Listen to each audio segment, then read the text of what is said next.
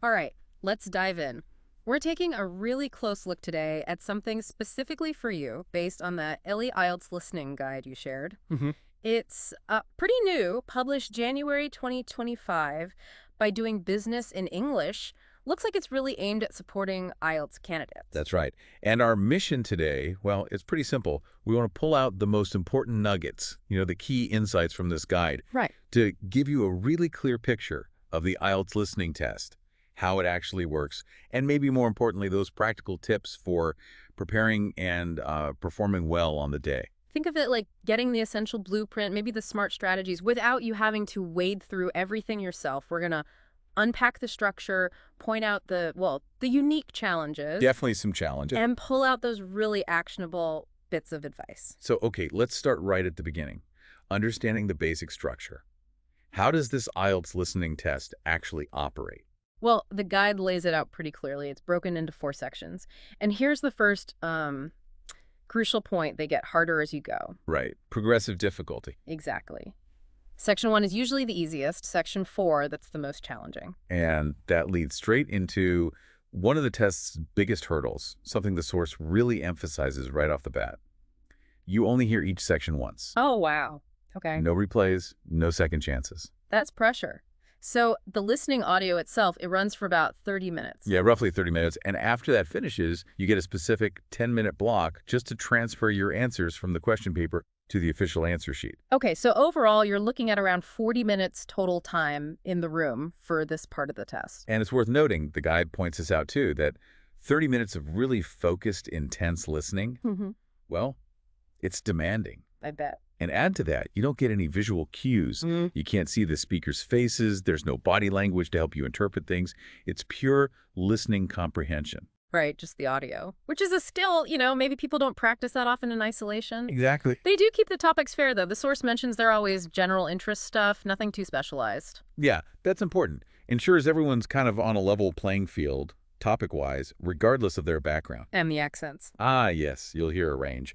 The test uses speakers from places like Australia, Canada, Ireland, New Zealand, South Africa, the UK, the US. Quite a mix. Definitely.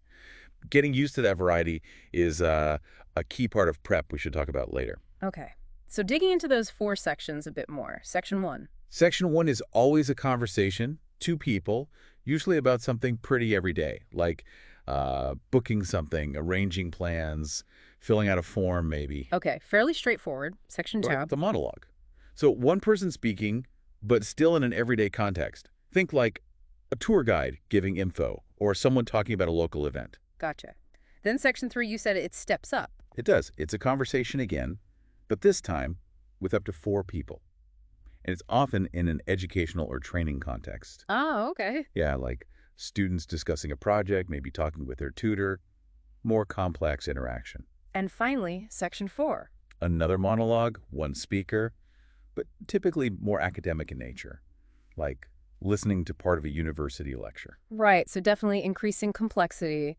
And the guide mentions the types of questions too, right? It's not just one style. Oh no, it's quite varied. Really tests different listening skills. You'll see multiple choice, short answer questions, sentence completion. Okay. Various kinds of note or summary completion could be filling in tables, diagrams, flowcharts, Mm-hmm. also labeling diagrams, classification tasks, matching exercises, a real mix. So just to recap the process, during that 30 minutes of audio, you're reading the questions, listening as it plays straight through, Sequentially. and writing your answers directly onto the question paper itself, like a draft. Exactly, you're drafting answers as you go. And then that crucial 10-minute window at the end is just for carefully transferring those answers to the separate official answer sheet. And the guide highlights this transfer period as a danger zone. It really does. It points out that a surprising number of mistakes happen then, during the transfer. People maybe relax a bit, think it's just copying. But lose focus. Yeah, it needs real concentration. There's another instruction the source mentions that sounds interesting. Ignore anything you already know about the topic. Right. Seems counterintuitive, doesn't it? Okay. But your own knowledge isn't being tested here. Your job is only to report what you hear in the recording. Even if it contradicts something you think is true. Exactly. Stick strictly to the audio content. Okay. And scoring. Straightforward. Pretty much. Yeah. 1 mark per correct answer, 40 questions total. The guide gives a useful table showing how raw scores convert to IELTS bands. For example, 30 or 31 correct gets you around a band 7. And for the top score, band 9. You need to be nearly perfect 39 or 40 correct. Wow. And here's something else the guide stresses about the writing part. Yes, absolutely critical and easily overlooked. Your ability to write clearly and accurately on the answer sheet is vital. Bad formatting, spelling mistakes, grammar errors, they will cost you marks. So listening is only half the battle in a way. You have to get it down correctly, too. Precisely. Okay, so that's the structure and the scoring. Now, how about tackling it on the day? The guide gives some specific test-taking tips, right? Starting before the audio plays. Yes, that time you get to look at the questions before each section starts. That's gold. Use it wisely. Absolutely. The source strongly recommends using it to underline or highlight keywords in the question's names, places, dates, numbers, especially in sections 3 and 4, the more complex ones. It helps focus your listening. And not just reading, but predicting. Yeah, trying to anticipate what type of word is likely needed for a gap. Is it a noun, a verb, a number? What kind of information should you be listening out for? Sort of priming your brain? Exactly. Makes you a more active listener right from the start. It's like getting clues before the hunt begins. Okay, smart. Now, what about while the audio is actually playing? Any key techniques there? Yes, the guide suggests a really practical one. Try to keep an eye on at least 2 questions at once. So, listening for answer 5, but also glancing at question 6. Right, because answers can come quite close together, sometimes even overlap a bit in the audio. Seeing question 6 helps you know when the conversation has moved past 5, or if maybe part of the answer for 5 leads into 6. That makes sense. Avoids falling behind. But what if you do miss an answer? It happens. It does, and the guide's advice here is crucial for managing nerves. Move on immediately. Don't dwell on it. Don't dwell. Focus all your energy on catching the next question. Panicking over one missed answer is the fastest way to miss several more. Just let it go and refocus. Good advice. Keep moving forward. The guide also mentions listening for signpost language. Yes. These are those transition words speakers use. Things like firstly, secondly, or my next point is then, after that, finally. Like markers in the conversation. Exactly. They signal that the speaker is shifting to a new point, Right. which often corresponds to the next question on your paper. Helps you track where you are in the audio. Okay, let's get into some of those really specific formatting details the guide points out. The ones that seem small but can cost marks. Oh yeah, these are vital. For numbers, the rule is write them as figures. So 21, not 21. Simple enough. Dates. Dates have some flexibility, thankfully. Yeah. The guide shows formats like July 21st, 21st July, 21 July, July 21, even 2/17 or 7/21 are usually okay. Good to know. And time. Key thing for time is the space. Yeah. 5 a.m. with a space, not 5 a.m. squished together. Got it. Little details. What about plurals? Listen so carefully for that sounds at the end of words. Yeah. The guide really stresses this. If the audio says reports and you just write report, It's marked wrong, even if the core word is right. exactly. Plurals matter. And word limits. Seems obvious, but Crucial. Pay very close attention.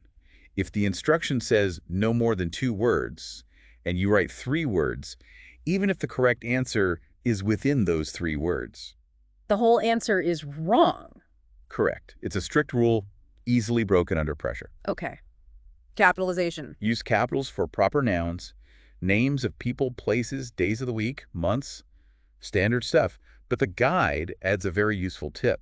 Oh. It says, writing your entire answer in all capital letters on the answer sheet is perfectly acceptable. Really? Yeah, and it can actually help with clarity, especially if your handwriting isn't the neatest.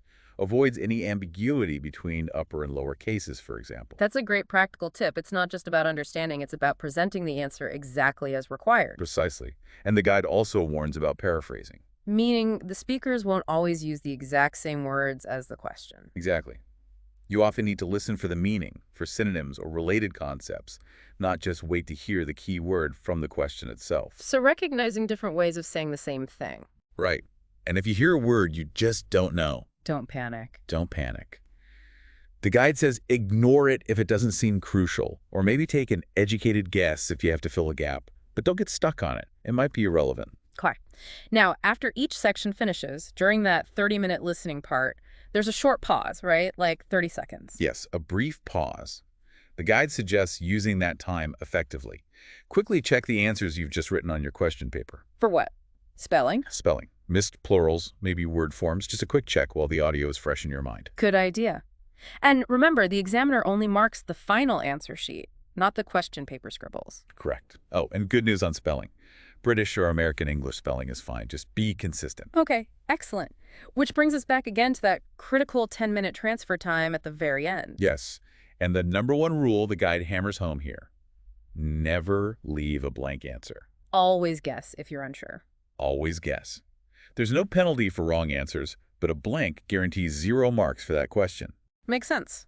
And the guide clarifies how words are counted, which can be tricky. It does give clear examples. Water tank, that's 2 words. Short term, with a hyphen that counts as 1 word. Ah, okay. Hyphens join words into one. Numbers. Any number, no matter how big, 1, 1,000, 1,000, counts as just 1 word. Same for years, like 1066, that's 1 word. Useful to know for those word limits. So during these 10 minutes, transfer carefully. Check spelling and grammar again. Definitely give it another check. And what's maybe the most crucial transfer tip? Make absolutely certain you are putting the answer for, say, question 27 into the space numbered 27 on the answer sheet. Right, don't misalign your answers. It sounds basic, but a simple slip early on can mess up a whole section's answers. Double-check the numbers match. Okay, invaluable tactics for the test day itself. But performance on the day obviously starts way before, with preparation. What are the guide's key recommendations for effective practice? It really emphasizes a structured, disciplined approach. First, make a listening practice plan. Like a schedule. Yeah, map out what you'll do when. And importantly, review it daily. Are you sticking to it? Do you need to adjust to catch up? Consistency is vital. And beyond just listening, you need to study the test format. Absolutely. The guide says you must get familiar with all the different question types, know what each one asks for, how to approach it, so there are no surprises on test day. Makes sense. And the core advice seems to be listening to English every day. Every single day. But it's not just passive listening. The guide highlights 4 key qualities for your practice: quantity, detail, audio only, and intensity. Okay, let's break those down. Quantity. Simple enough. Listen more. Build up the amount of time you spend actively listening each day. Daily practice is key. Detail. This is crucial because, as we saw, the questions often target very specific bits of information, names, numbers, reasons, not just the general idea. So, your practice needs to train your ear to catch those specifics. Audio only. Mimic the test conditions. Practice listening without videos, without seeing the speakers. Rely purely on your ears. Right, turn off the subtitles, hide the screen, and intensity. This means practicing under timed, exam-like conditions. Do full practice tests. The source stresses that there's really no substitute for simulating that test pressure. The guide also suggests practicing listening to things only once, right? Like the real test. Yes, exactly. Listen once, then maybe try to summarize what you heard or recall specific details. It also recommends taking notes while you practice listening. Why notes? You write on the question paper in the test. Right. But practicing note-taking helps build that skill of actively capturing key information as you hear it, which is exactly what you need to do on the question paper during the real test. Builds the habit. Okay, that makes sense. And getting used to those different accents. Strongly advised. Seek out materials, podcasts, news clips, specific practice resources that feature speakers from that list of countries: Australia, Canada, UK, US, etc. Maybe even try talking to people from those places if you can. If you have the opportunity, yes. Conversing with native speakers from various backgrounds is fantastic practice. And listen widely, not just test materials. Definitely. Listen to everyday conversations, single speakers giving talks, news reports, documentaries. Build broad comprehension skills. The guide lists great resources like TED Talks, news sites like Sky News, CNN, National Geographic. But with the key practice rule. Turn off the visuals, just listen. Okay. And practice tests. How often? Regularly. They're essential to track your progress and build stamina. And the guy offers a really smart strategy here. What's that? Don't just aim for your target band score in practice. Aim higher. Higher? By how much? It suggests aiming to consistently score about 0.5 bands higher in practice than the score you actually need. So if you need a band 7, aim for a 7.5 in your practice tests. Why? Because the guide notes, and it's common, that people often score slightly lower on the actual test day, maybe by 0.5 bands, just due to nerves and pressure. Ah, so aiming higher in practice gives you a safety cushion. Exactly, a buffer against that potential drop under real test conditions. Smart. And finally, the guide itself links to more resources. Oh yeah, it's packed with useful links. Tips specifically for getting high scores, links to apps, online listening tests, YouTube channels focused on IELTS prep, specific resources for accent practice, and those general listening sources too. It really points you towards the tools to implement all this. Okay, so let's try and bring this all together from our deep dive. Mastering IELTS listening. It sounds like it's not just about understanding English. It's really a skill built on, well, strategic practice. Definitely strategic. Yeah. Daily practice, practice focused on finding details, audio-only practice, and practicing under timed conditions that intensity. And knowing the test inside out. Right. Understanding all those questions